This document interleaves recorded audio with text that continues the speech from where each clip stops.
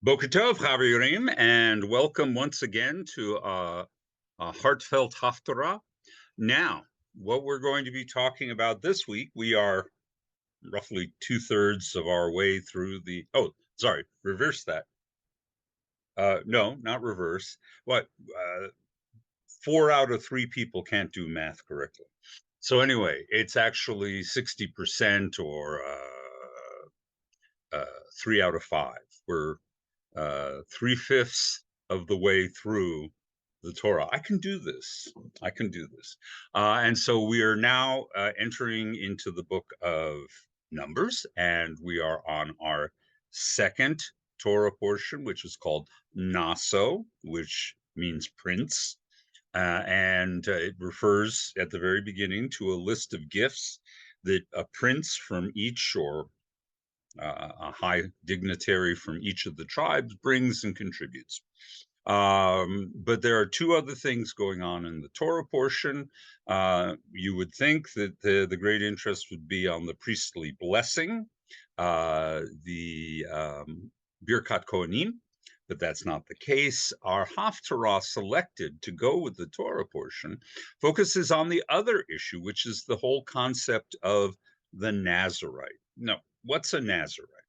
A Nazirite is someone, not a priest, not a Levite, not someone who has already been designated a functionary of the temple, who decides for purposes of piety or because they want to fulfill a vow or something that moves them to want to be closer to God.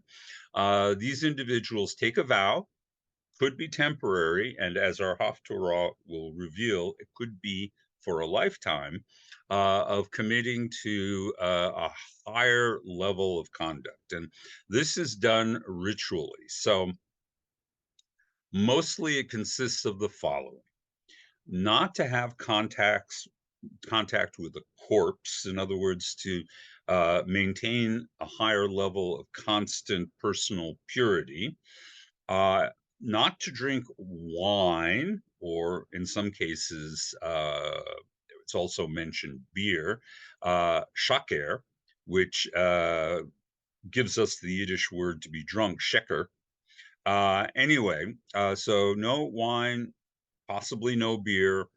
And then finally, as a sign of one's status, because we do things externally, we Jews, right? So we put on tzitzit, we put on kippot, we signal who we are.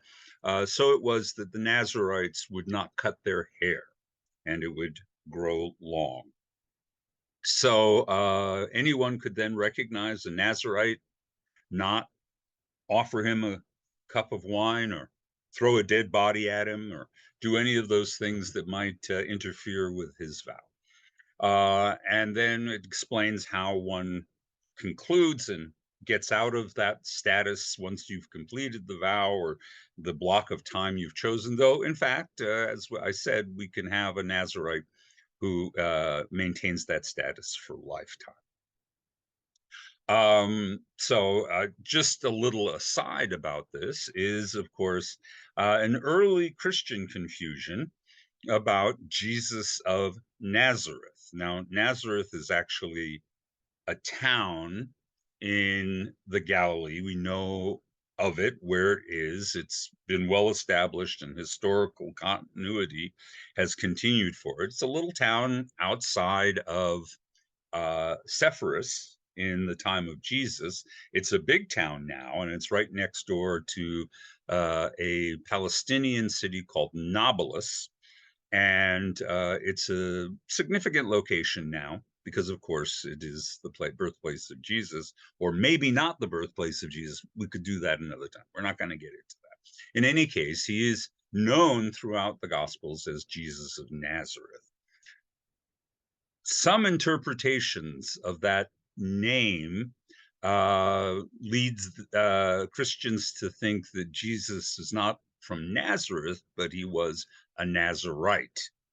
And this becomes the basis for lots of little interesting quirks, like the fact that so often Jesus is illustrated with long hair, even at a period of time when most Jews kept their hair short.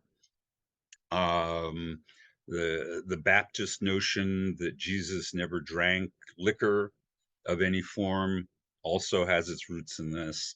Um, this is a incorrect etymology.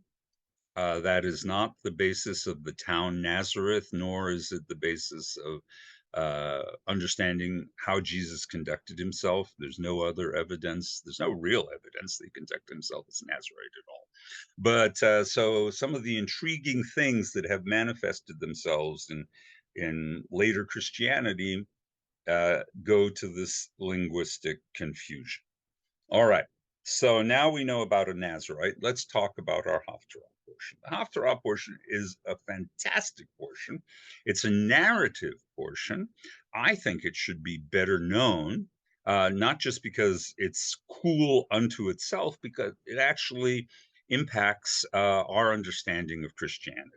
All right. And the portion comes from the book of Judges, Shoftim, and it comes from chapter 13, verses 2 to 25. What's going on here?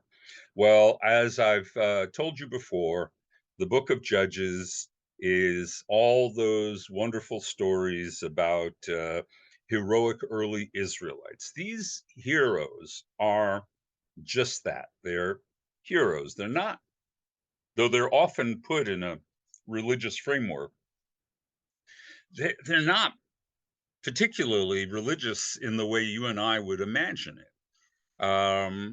Rather, these are sort of early heroic stories of Israelite warriors and war leaders, uh, more akin to the American tradition of Daniel Boone and Davy Crockett, and I don't know, different sheriffs in the Old West, that sort of thing. So the original stories don't seem to be primarily intended to teach us a religious lesson, but to teach us of the heroism that God inspires in people.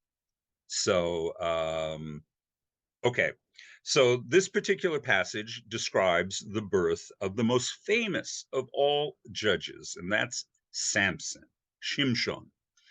Samson, we know, of course, if you know the story, the one thing you know is that he had very long hair.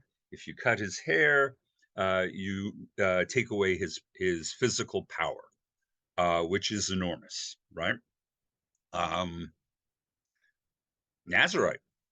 And in fact, in this particular passage, we see that his mother takes a vow that he will be a Nazarite his entire life. So apparently, you can impose that vow on someone else, and they have to honor it. So anyway, here's the narrative. The pregnant mother of Samson is wandering around, and she encounters, as the omnipotent narrator tells us, Malach Adonai, a messenger angel of God. And this messenger angel speaks to her, tells her that she is pregnant, and she is pregnant with a hero of Israel, with a future shofet, and that she must make sure that he commits to a lifetime as a Nazarite, that wine and beer should not cross his lips, that he shouldn't touch a corpse. Now, as we'll learn with Samson, he can make corpses, but he can't touch them after he's made them. In any case, so she receives this very special message about this very special child. An annunciation is the fancy word for it. It's a divinely revealed birth. And if this makes you think of anything from Christianity, you shouldn't. This is not coincidence. The annunciation of the birth of Jesus by angels to Mary is meant to imitate this story about Samson. This is what's called a typology, a type of story.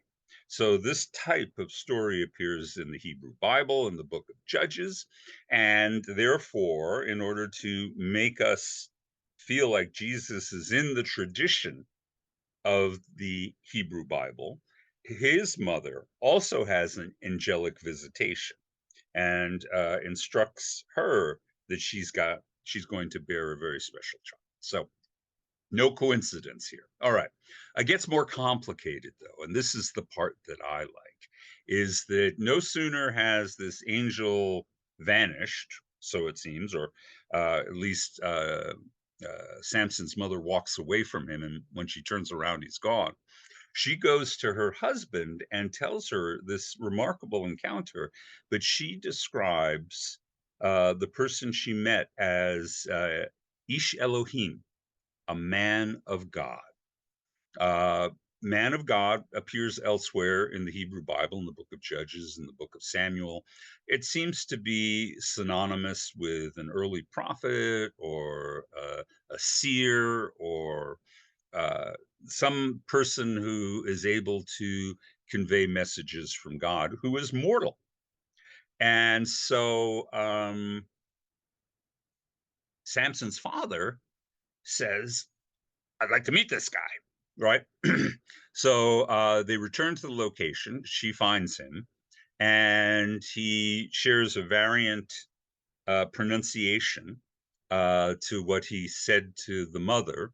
And then, just as it's all finishing up, all ambiguity disappears because basically this angel disappears in a puff of smoke.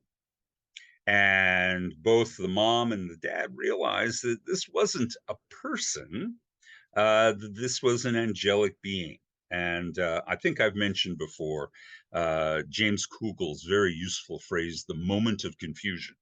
And that's the moment when a mortal recognizes that what they think is a conventional mortal encounter is, in fact, an encounter with God, a divine being, a manifestation of God that they didn't fully appreciate what they were standing in front of. And so now they know, and now they're really going to take this seriously. And of course, what will come out of this is the great hero Samson. When you read on about Samson, you sort of go, really? Is this the great hero of God? I mean, he's basically a petulant teenager.